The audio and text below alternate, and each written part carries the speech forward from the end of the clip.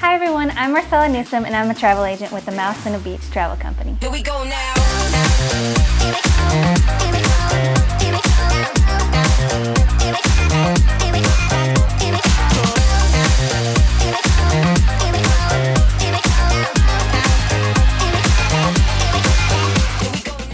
This week we'll be talking about all things Walt Disney World, such as Genie Plus and the new Tron Lightcycle. But first, Fantasmic is back with some new scenes. And one of our agents, Courtney, was recently there and wanted to give you some tips and tricks about the show. Thanks, Marcella. Hey guys, my name is Courtney Camper and I am a Florida agent for A Mouse and a Beach, here to tell you about Fantasmic. Fantasmic is the nighttime spectacular at Hollywood Studios. You're going to want to be there and check it out as the forces of good and evil battle it out in Mickey's dream. I am here tonight to tell you about a few tips for Fantasmic and how to get the most enjoyment out of it. You're going to want to check the app for weather and stuff because this is an outdoor spectacular, so it is subject to change based on the weather for that evening. You're going to want to get there an hour early. If you get there an hour early, you will be guaranteed most likely a seat to sit down. I've been there and I've waited both an hour early and been able to get a seat. Now they do seat up until the very last second and as long as there is availability, but once the seating is full, they will allow no one to come in. If you don't want to wait in that line, there is a special entrance you can get if you get a dining package. There are 5 places to get this dining package and it is based on availability.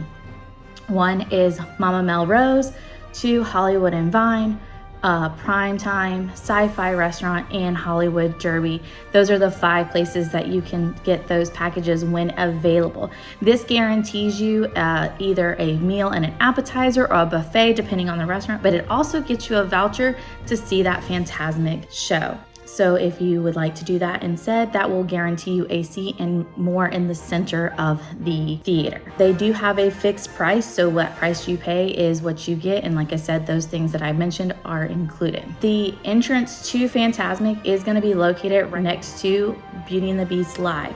They do have their own concession stand and own merch stations, so feel free, if you're getting there an hour early, you got your seat saved, to go ahead and check it out. They have people on the ground with that stuff and again up at the very top.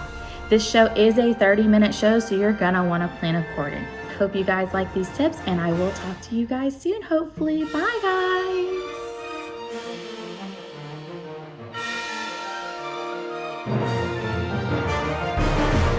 Now time for my number 1 question about Walt Disney World. I want to explain to you the magic of Disney Genie. For most attractions at Disney, there are 2 lines, a standby line and a lightning lane. The standby line is a traditional theme park queue. The wait times you see posted for the various attractions are the estimated wait times for the standby line. A lightning lane provides a shorter wait time for guests. Lightning lanes have limited capacity and they're actually given priority access over the standby line. Guests must purchase the Disney Genie Plus or the individual lightning lanes to use the lightning lane. I know it can be a little confusing, so allow me to break this down a little bit more for you. First up, we have Disney Genie. This is a free planner that helps you plan out your day in the parks. It can be found in your My Disney Experience app under My Disney Genie Day. This gives you recommendation based on real-time information inside the parks. Disney Genie is a free service. However, Disney Genie Plus is a paid service you can add on to your day. You must purchase Genie Plus before 7 a.m. the day you're going to the park. I recommend purchasing this at midnight, especially if you're going during the busy season. You can begin making those attraction reservations at 7 a.m. and this is all done through the My Disney Experience app. Individual lightning lane. The most popular attractions from each park are not available in the Disney Genie Plus. Instead, these attractions are going to cost additional amount per guest to wait in these lines. And cost changes based on the day and the crowd. These are also going to be purchased through the My Disney Experience app, and you want to make sure you book them early, and you can start booking them at 7 o'clock a.m. And off-site guests can book these at park opening. Once you made your first selection, you can make an additional selection when you redeem by using your magic band at the attraction or after 2 hours have passed, whichever comes first. The earlier you make your first selection, the more you'll be able to utilize the Genie Plus. Here are some Disney Genie tips for you. Number 1, have a plan ahead of time. Pick 2 to 3 different must-dos per day and start with those attractions first.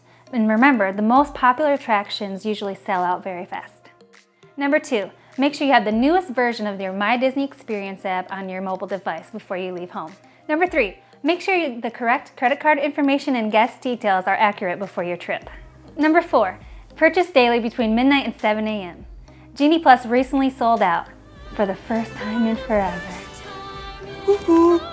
Sorry, what?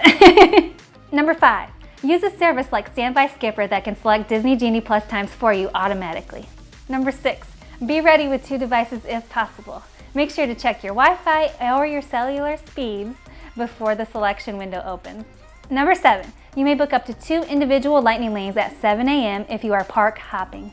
Number 8, use the modification function to modify your selection time as necessary. Instead of deleting a reservation and making a new one, this is much easier. Number 9, remember to have fun. Disney is a special place and you won't see everything in one day, so relax and have fun. This can be a lot of information, and if you have any questions, you can contact your Mouse and the Beach travel agent. As you may have heard, Tron is opening April 4th. One of our agents, Becky Kane, was recently there and she was invited by one of the cast members to preview Tron. And here are all her thoughts about it. Thanks, Marcella. So I'm Becky Kane and I am one of the travel agents with the Mouse and a Beach travel agency. And I'm super excited to share something I got to experience today that not a lot of people have experienced yet, and that is the Tron Lightcycle. I am down here in Orlando, Florida, celebrating my 40th birthday with a full extravaganza of Walt Disney World and Universal Studios, while a cast member, friend of mine, called me up to say, hey, there are cast previews right now, would you like to join us? So tonight I got to go over for one of those cast previews, and we get to ride the Tron Cycle not once, but twice. So we arrived, it was really cool. They had photographers set up just for the cast members. It was really nice to see Disney's magic that way, how they treat their team. That they were able to have kind of some special touches for them. So we were able to get some really great shots before the ride. And then as you enter, they digitize you. Prepare to be digitized into the world of Tron.